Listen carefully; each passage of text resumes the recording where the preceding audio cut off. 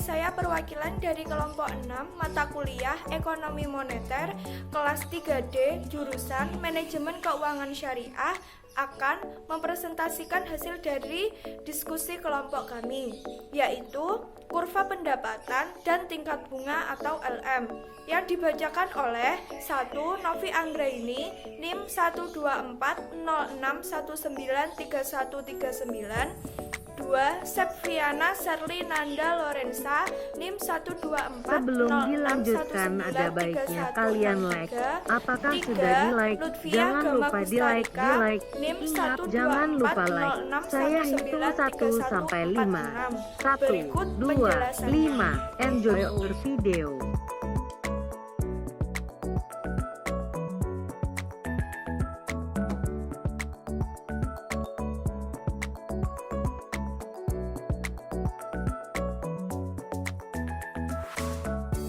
A. Pengertian pasar uang.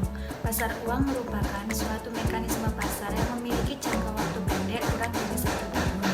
Pasar ini menjembatani antara penjual dan pembeli instrumen keuangan berupa aktiva fisik surat berharga atau valuta asing. Tujuan pasar uang dibagi menjadi 3 kepentingan. Yang pertama, kepentingan bagi pihak yang membutuhkan dana dalam jangka waktu pendek digunakan untuk memenuhi likuiditas perusahaan, sedangkan dalam jangka waktu panjang untuk melakukan investasi. Yang kedua, kepentingan bagi pihak yang kelebihan dana dalam jangka waktu pendek untuk mencari keuntungan dari suku bunga yang ditawarkan, sedangkan dalam jangka waktu panjang adalah untuk memperoleh dana dan membagi kepemilikan agar dapat dinikmati oleh umum. Ketiga, bagi lembaga keuangan adalah untuk memperoleh keuntungan dari selisih bunga yang diberikan kepada pihak penyimpan uang.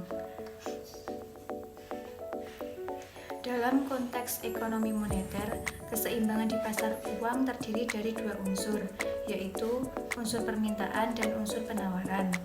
Keseimbangan di pasar uang dapat terjadi apabila preferensi likuiditas atau L sama dengan penawaran uang atau M, atau dapat ditulis dengan singkat L sama dengan M. Dari hubungan tersebut muncul istilah kurva LM. Berikut ini adalah penjelasan mengenai permintaan dan penawaran uang. 1. Permintaan uang. Keynes mengatakan bahwa ada 3 motif preferensi likuiditas yang mendasari permintaan uang. Yang pertama, keperluan transaksi. Yang kedua, keperluan berjaga-jaga. Yang ketiga, keperluan spekulasi. Yang kedua adalah penawaran uang. Penawaran uang adalah jumlah uang yang beredar dalam masyarakat yang terdiri dari uang kartal dan uang kira. Berkenaan dengan uang tersebut dikenal istilah M1, M2, dan M3. M1 merupakan uang yang sangat liquid, yang penggunaan biayanya sangat rendah. Yang termasuk dalam golongan ini adalah uang kartal dan uang tabungan yang dapat diambil setiap saat.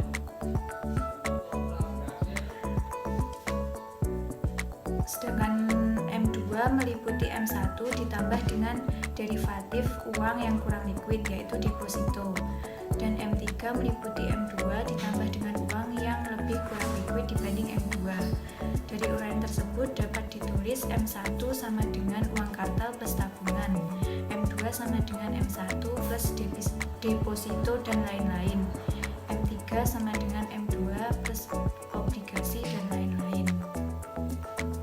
Variabel dalam pasar uang, yaitu Y. Pendapatan nasional, C. Pengeluaran konsumsi, rupiah pada harga yang berlaku, I. Atau pengeluaran investasi, G. Atau pengeluaran pemerintah, X. Atau ekspor, M. Atau impor, JUB. Atau jumlah uang beredar, MI. Atau sempit, R. Atau tingkat bunga, Krus, kekayaan di luar negeri atau foreign asset. Analisis penaksiran parameter model dalam kerangka model ISLM melalui pendekatan ekonometri dilakukan melalui analisa simultan yang ditandai dengan sejumlah variabel endogen dan eksogen, termasuk variabel ke-174.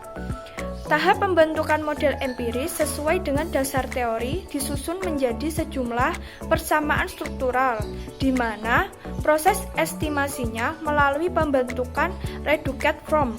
Selanjutnya, menggunakan nilai hasil estimasi dari persamaan reduced from dalam persamaan struktural di mana variabel endogen menjadi salah satu variabel eksogen. Metode ini dalam ekonometri dikenal dengan two-stage least square atau TSLS.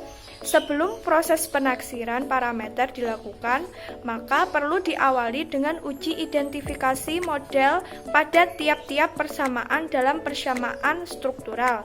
Uji identifikasi ini untuk mengetahui dapat atau tidaknya mendapatkan nilai parameter pada persamaan struktural melalui penaksiran parameter, persamaan reduced from. Di samping itu juga untuk mengetahui pendekatan apa yang terbaik untuk mengestimasi model tersebut. Aturan uji identifikasi dalam penelitian ini mengikuti Gurjati untuk dapat menjelaskan mengenai perekonomian Indonesia dengan pendekatan analisa ISLM. Dari persamaan struktural tersebut diketahui bahwa variabel endogennya adalah C, I, G, X, M, MS, MD, kurs, R, dan Y. Kesimpulannya yaitu variabel merupakan suatu simbol yang digunakan untuk melambangkan suatu permasalahan matematis tertentu. Dengan adanya variabel ini, maka kita dapat dengan mudah mengetahui rumus tersebut. Menurunkan kurva LM. Kurva LM adalah kurva yang menunjukkan hubungan antara tingkat pendapatan nasional dengan tingkat bunga yang memenuhi syarat keseimbangan pasar uang. Faktor yang mempengaruhi kurva LM: 1. Jumlah uang beredar. 2. Jumlah uang yang diminta untuk spekulasi. 3. Kepekaan permintaan uang untuk transaksi dan berjaga-jaga terhadap kepekaan permintaan uang untuk spekulasi suku bunga. Dari persamaan di atas, kesimpulannya adalah 1. Jika koefisien positif, maka kurva LM miring dari kiri ke atas. Hal ini menunjukkan bahwa pendapatan yang lebih tinggi membutuhkan tingkat bunga yang tinggi pula. 2. Jika koefisien negatif, maka keseimbangan uang real yang menurun menggeser kurva LM ke atas dan sebaliknya akan menggeser kurva LM ke bawah. Terima kasih sudah menonton video dari kami. Kami dari kelompok 6 mengucapkan banyak terima kasih. Sampai jumpa kembali.